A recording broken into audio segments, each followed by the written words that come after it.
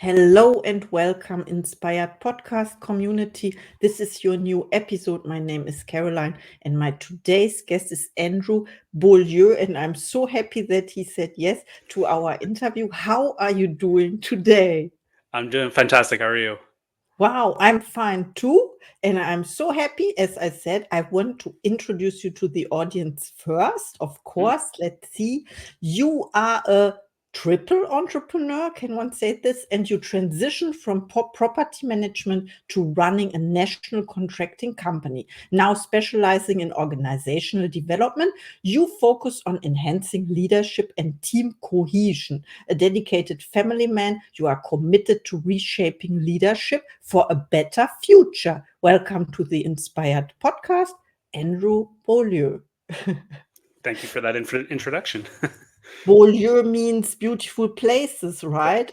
That's right. That's the literal translation. Absolutely. Yeah, I forgot to mention this. This is beautiful. I also love traveling. Yes. And my first question to you is, what inspired your shift from managing properties to focusing on organizational development and leadership?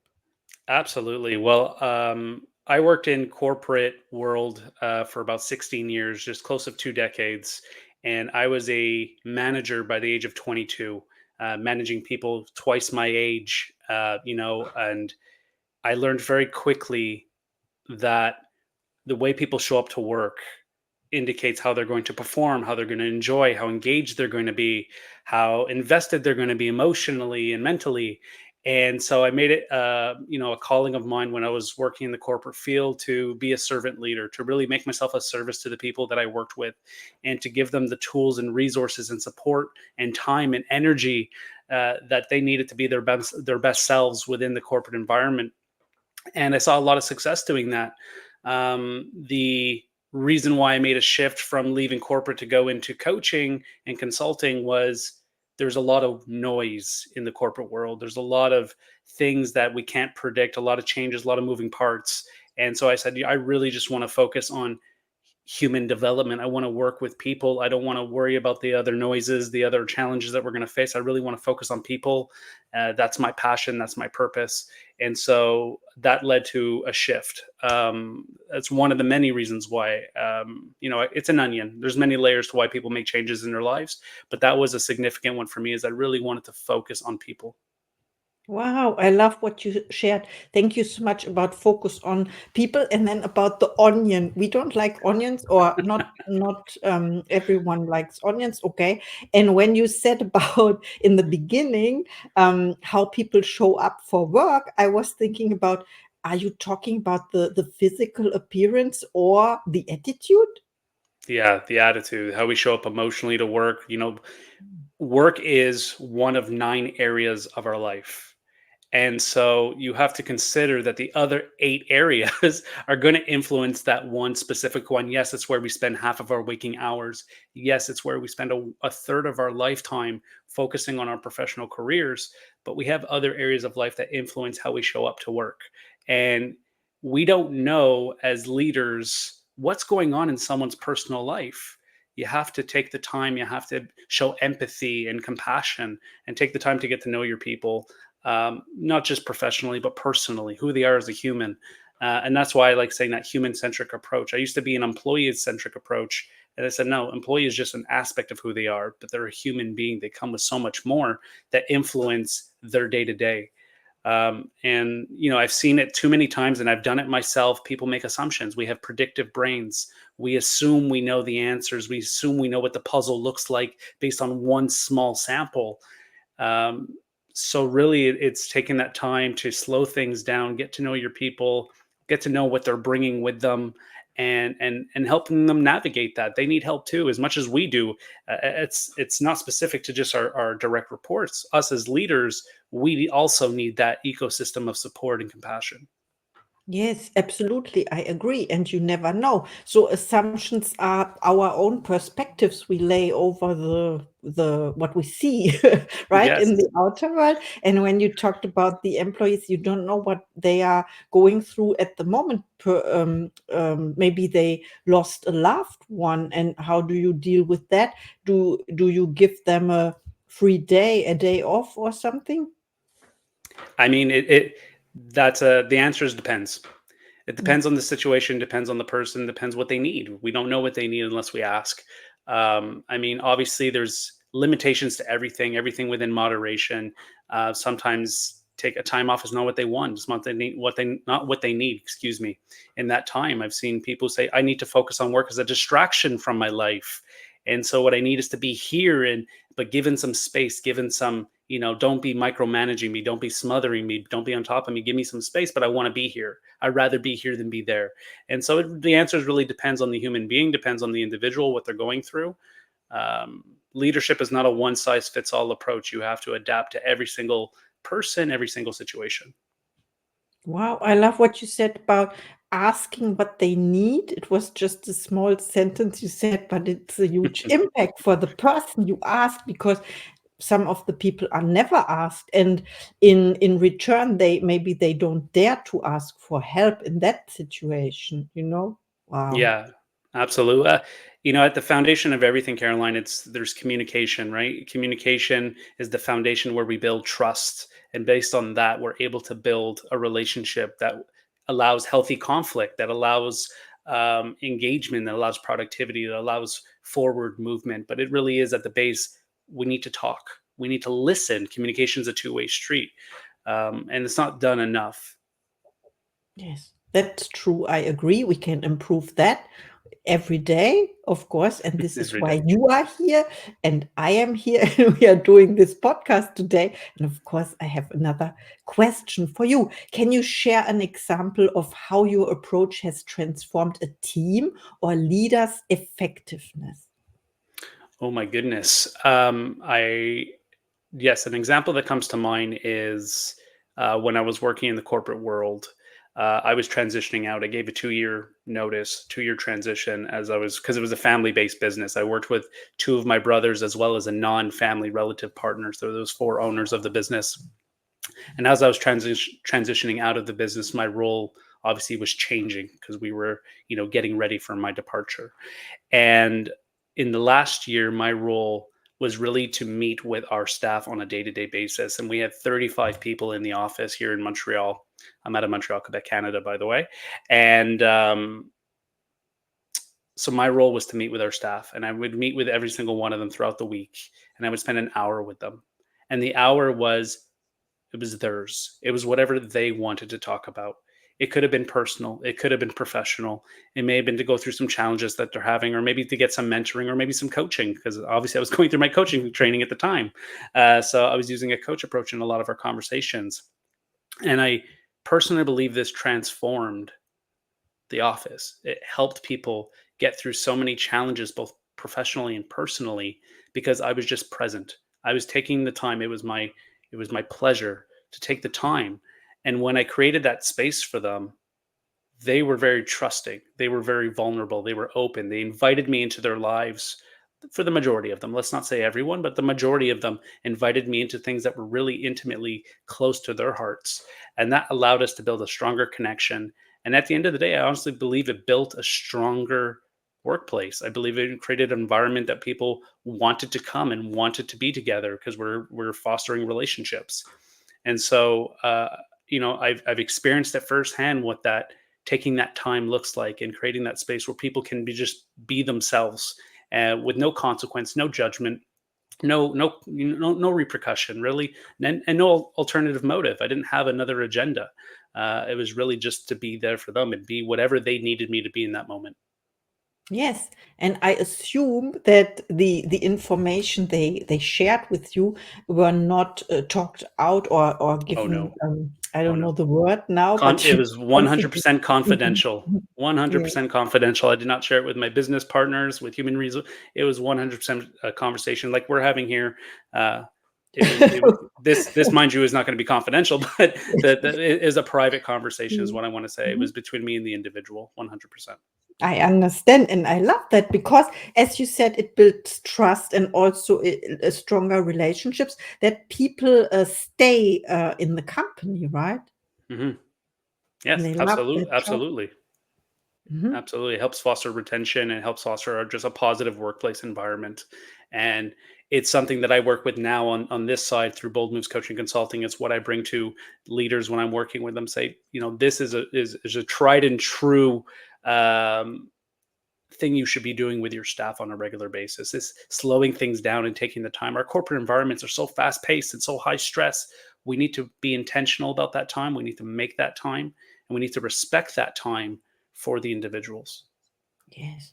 So thank you so much for sharing. And when you said this, it was, of course, to prepare your exit, Yes. right? Can one Yes. say this? And also, what happened to the people that were not so open yet? Are they still there, or is there a difference? Did they leave? I think everyone that I'm trying to think now, I say I keep pretty close tabs because I do have two brothers that work there and a lot of friends. I have friendships there, obviously. And I think pretty much everyone's still there. I'm trying to think if anyone has left. And I don't think so. I believe everyone is still there. And in fact, the team has actually grown since I've left. So there are new people there. And uh, it's not the exact same. They don't have that designated person who is taking the time like I did, but I think they've kind of spread that amongst the company as a culture for everyone to try and take that time for their peers. So I think they've kind of shared that model across the board, whereas before it was really my role and pleasure. I say responsibility, but really my pleasure to take that time. Wow, I love that you pointed out this the culture, the word to create or establish a culture in the company, like values to share as well, to be communicative and open and Yes. have the trust. Wow, I love that. Okay, my next question.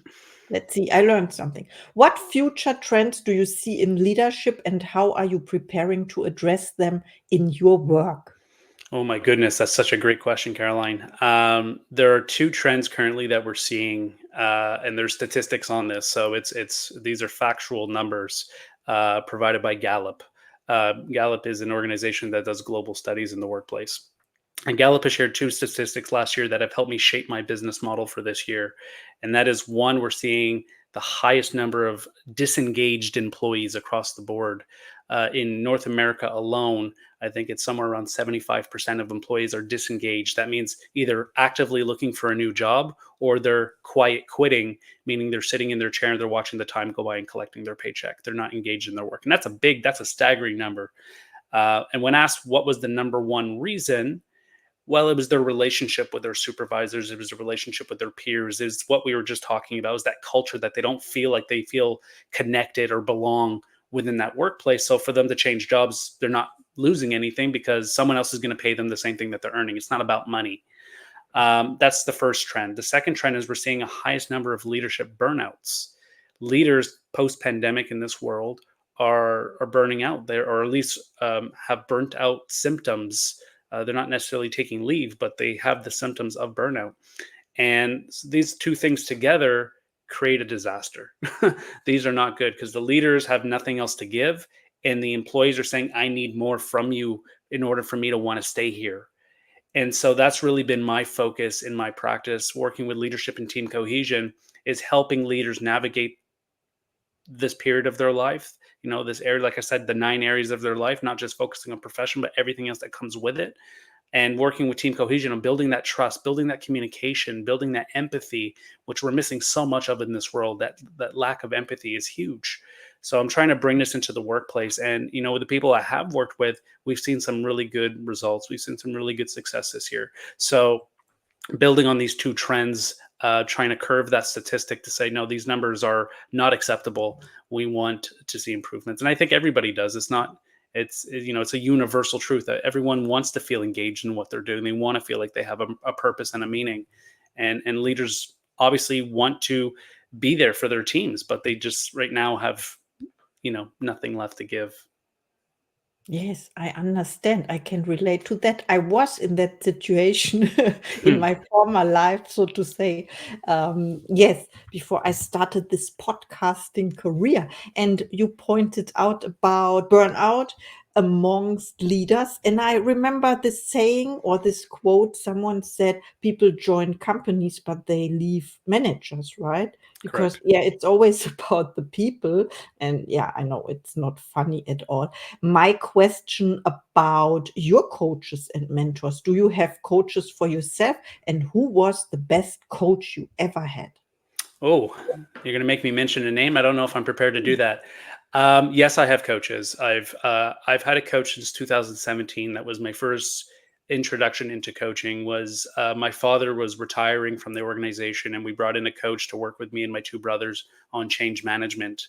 And in addition to that change management coaching, I built a really great connection with this coach. She is a friend to this day. She helped me when I was leaving the family business. She was my coach to help me transition out of the business and to find out what I wanted to do with my passion of working with people, which was what led me into coaching. Excuse me. She is my inspiration. So her name is Tarina. So hi, Tarina.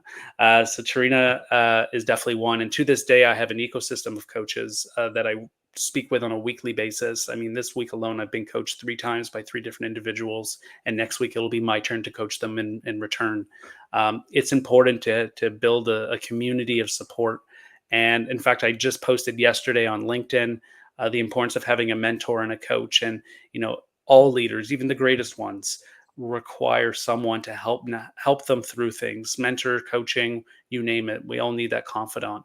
Um, and sometimes they're not necessarily trained coaches either. I get inspiration from some of my closest friends, people who really inspire me, and even my kids at times. My kids can inspire me through just their innocence and the way they view the world. So that could be their own. I gather inspiration from them as well. So, but yes, I have coaches. I would say Tarina has definitely been the pioneer for me. She introduced me into this world and has helped me get to where I am today.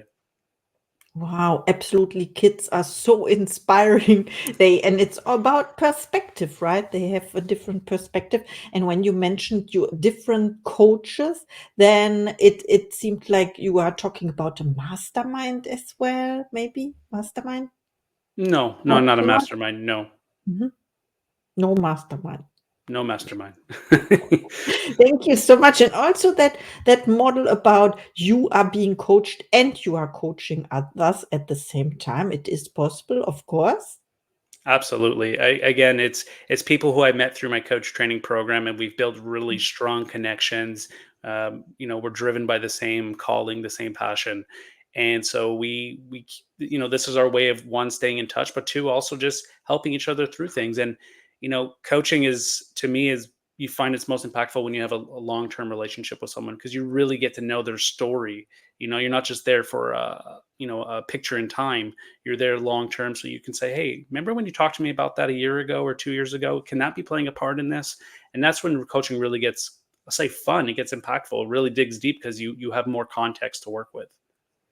Yes, absolutely. I learned something today, and I have one last question to you. Of course, it's about Yes. your goals and intentions. Do you set goals, and what is one of your next projects?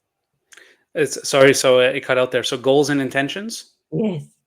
My goals and my intentions. Mhm. Well, I'm in my first year of solo practice. I mean, obviously, I've been building my business for 2 years as I was transitioning out. So my goals for this year was to really build a brand that is in service of other people, something that people need, and I really wanted to tie that into my experience within the corporate world, but also my passion for human-centric leadership.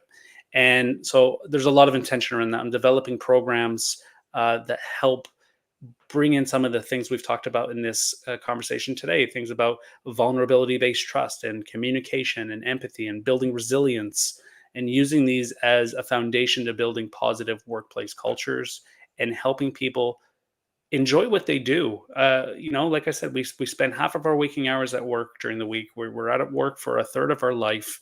We need to enjoy what we're doing. I think people have lost that.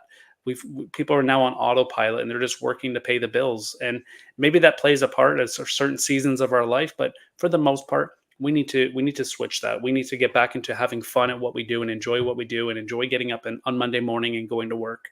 Um, so I create a lot of intention around that, and my programs are engaging and they're fun. I'm working on a program right now to answer the second part of your question, which is building resilience and strength-based leadership. And I'm having a lot of fun developing this program. I'm actually facilitating it in a couple of weeks with an organization here out of Montreal. And it's just bringing a lot of fun and engagement into my workshops. I enjoy having fun. I like having fun. I always try to integrate that into everything we do. We can get things done, but still have a good time. Yes, just like our interview today. Thank you so much. Now it's time for your last thoughts to the audience, and please include also where people can find you. Absolutely. Well, again, Caroline, I've just really enjoyed this, so thank you for having me. People can find me either on my website at www.boldmovescoaching.ca. They can find me on LinkedIn under Andrew Beaulieu. They can follow me on Instagram at bold_moves_coaching, which is the same handle on Facebook as well, because it's all part of the Meta universe. I also have a YouTube channel at bold_moves.coaching, where I share weekly tips and tricks on how to elevate our professional and personal lives. And just my last message for the audience, and I love this quote. It's helped me get to where I am today. And that is a quote by Jim Rohn, which is, happiness is not by chance, it's by choice. Thank you so much. There's nothing more to add to this. Thanks for our interview. Thank you so much for having me. And see you in the next episode.